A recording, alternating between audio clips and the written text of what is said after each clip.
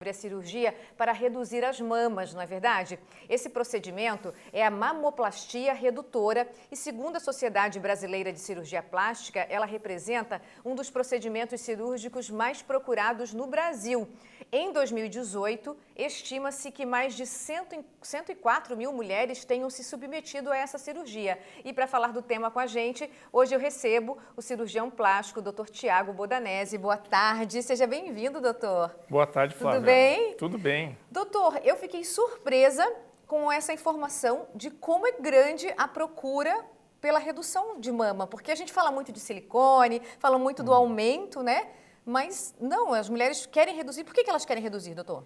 Então, Flávia, importantíssima pergunta e até para o pessoal de casa entender, há uma grande procura no consultório de cirurgião plástico por alguns motivos. O primeiro, físico.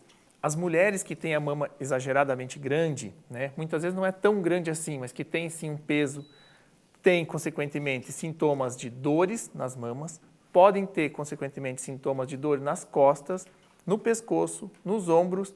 Tem casos de pacientes que eu já vi, Flávia, que chegaram a desenvolver hérnia de disco cervical às custas de uma mama muito grande, de uma gigantomastia, que veio até encaminhada pelo próprio ortopedista.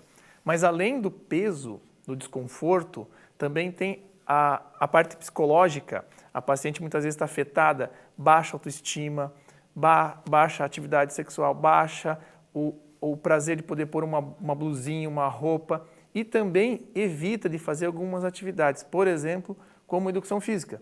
Recentemente até tive uma paciente jovem, 16 anos, que não conseguia praticar educação física na escola pelo excesso de mamas exagerado, mesmo sendo uma paciente jovem.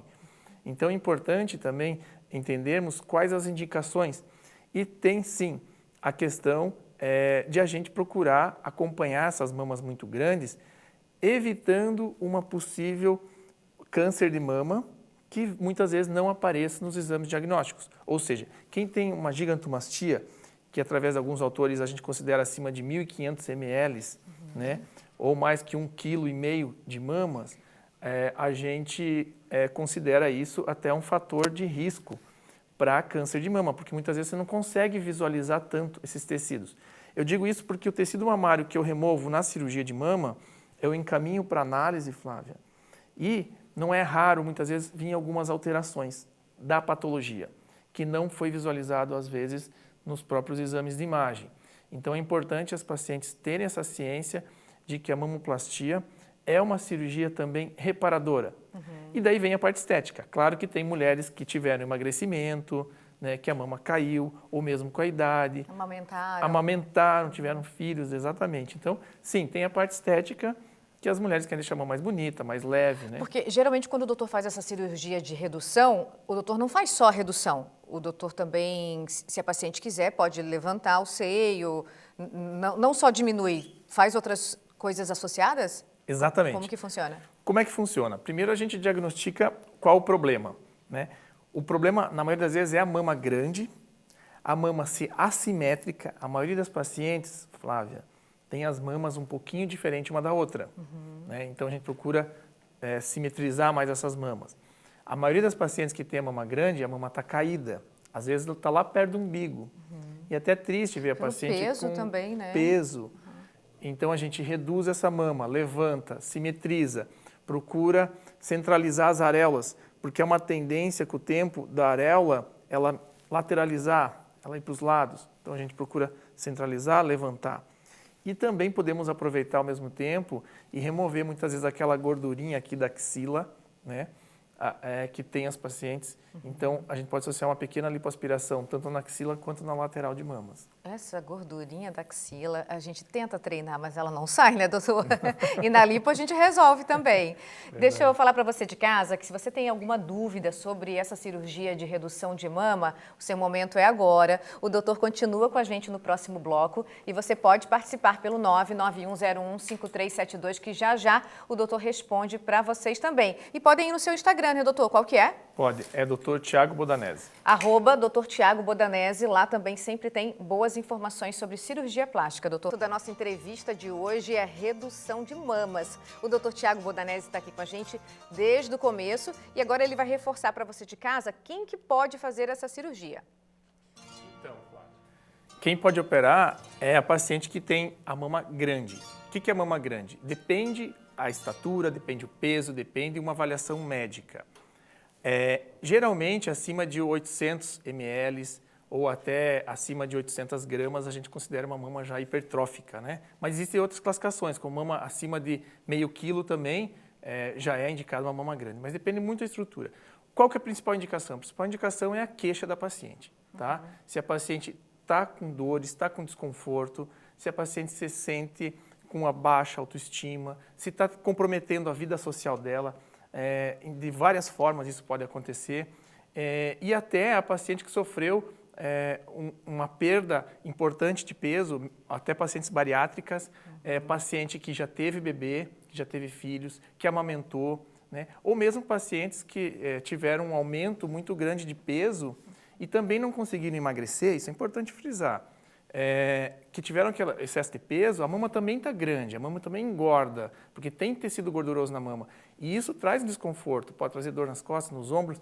A gente vê, Flávia, interessantíssimo isso no consultório. A paciente chega, quando ela tira a roupa, que você vê a marca do sutiã, sabe? É até assim, constrangedor para a própria paciente, mas a gente vê ali um sinal visível de que aquela mama está muito pesada, né? Aquela mama precisa reduzir. E às vezes a paciente chega com uma dúvida assim, doutor, eu quero reduzir minha mama e quero pôr uma prótese.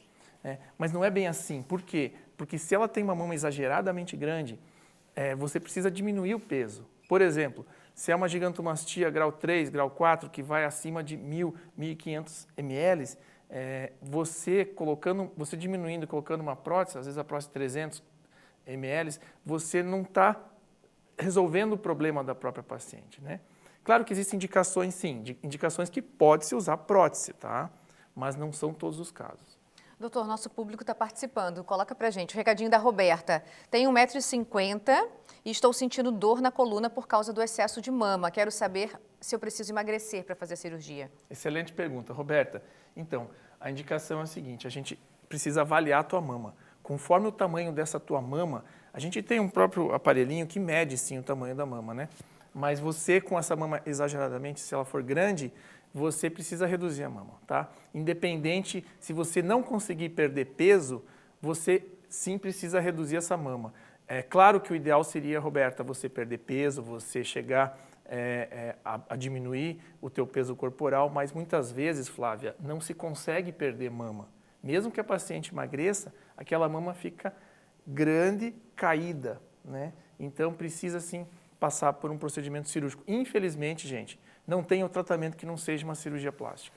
A Carla está perguntando, quem está com sobrepeso pode fazer a redução? É o que o doutor explicou, né? É mais ou menos isso também, Carla. Se você está com sobrepeso, você conseguir voltar ao teu peso normal, excelente. Mas você precisa avaliar se essa tua mama vai reduzir junto ou não. Se ela permanecer grande, você precisa fazer a cirurgia plástica sim. A Solange, tenho mamas em um tamanho bom, mas por estarem caindo, sinto muita dor quando faço corrida ou pulo. Quero saber se pode ser feita só a remoção de pele. Então, Solange, essa é uma queixa bastante comum. Eu tenho muitas pacientes assim, atletas de academia, que fazem atividade física. E a mesma queixa. A paciente tem um peso ideal, mas a mama está desconfortável. A mama está muito grande, está incomodando, incomoda para fazer educação física. Então, sim, você pode remover sim, esse excesso de pele, até para deixar essa mama esteticamente mais bonita, mais levantada, né? Dar mais o colo, mais juntinha. E também vai melhorar teu aspecto de saúde. Por quê? Porque você vai fazer uma corrida, vai fazer uma atividade física, aquela mama pesa, né? Então a paciente tem que usar um top apertado, e é desconfortável. Se você observar, a maioria das atletas que são corredoras, elas têm a mama pequena, né? Ou sofreram uma cirurgia plástica para reduzir as mamas. É difícil um atleta assim, não de academia só, mas uma atleta que faça aeróbico, né? Que vai ter mamas muito grandes, porque vai ser desconfortável. A pergunta da Maria, minhas mamas são grandes e o que mais me incomoda é o fato que eu tenho dificuldade para dormir de bruços. Essa, Maria, é uma das queixas também das pacientes que acabam colocando prótese de mama muito grande, tá? Tem sim uma dificuldade de dormir de bruços. É isso mesmo. Você vai ter dificuldade, você não vai conseguir deitar de bruços porque as mamas são muito grandes, dificulta essa posição e dificulta outra coisa. A paciente vai deitar de costas, tá? ela também pode ter uma dificuldade até para respirar. Veja, tem pacientes no consultório que têm a mama exageradamente grande que sentem, sim, peso, dificuldade respiratória. E depois de uma cirurgia plástica que reduz essa mama, a paciente consegue até respirar melhor e fala, doutor, obrigado, minha vida mudou. Agora eu consigo praticar uma atividade física, eu consigo dormir melhor, né? Então, isso é um fato que a gente precisa frisar isso para os telespectadores, que é também uma questão de saúde, não só estética. Uhum. Doutor, como que é feito o corte dessa cirurgia? Excelente pergunta. Existem basicamente 3 formas de se fazer o corte, tá? Em volta da areola, quando a mama é muito pequena, a gente pode fazer em volta da areola e remover aquele excessozinho de pele só. Quando a mama é um pouco maior, a gente desce fazendo a areola e uma vertical. Quando essa mama que geralmente nos casos é esse, que a mama é muito grande, a gente precisa fazer o tal do T. Né? Esse T pode ser um T realmente para cá ou um L para a lateral, né? Mas envolve também essa situação. E como, na maioria das vezes, a gente explica para os pacientes, infelizmente, quanto mais tempo você esperar para tratar a tua mama, maior pode ser a cicatriz. Por quê? Porque mais ela vai cair, mais pele vai sobrar. E outra coisa muito importante, só para finalizar, que é a questão da areola. Às vezes as pacientes vão deixando, vão esperando para tratar uma mama grande, uma mama caída, e essa areola, consequentemente, vai descendo, certo? Cada vez se aproximando mais do umbigo. Quanto maior essa distância do ponto aqui, que é o ponto ideal para a areola, quanto mais essa areola cair, menor a circulação, mais risco ela pode ter de necrose da areola. O que é isso? É perder a areola, perder a sensibilidade.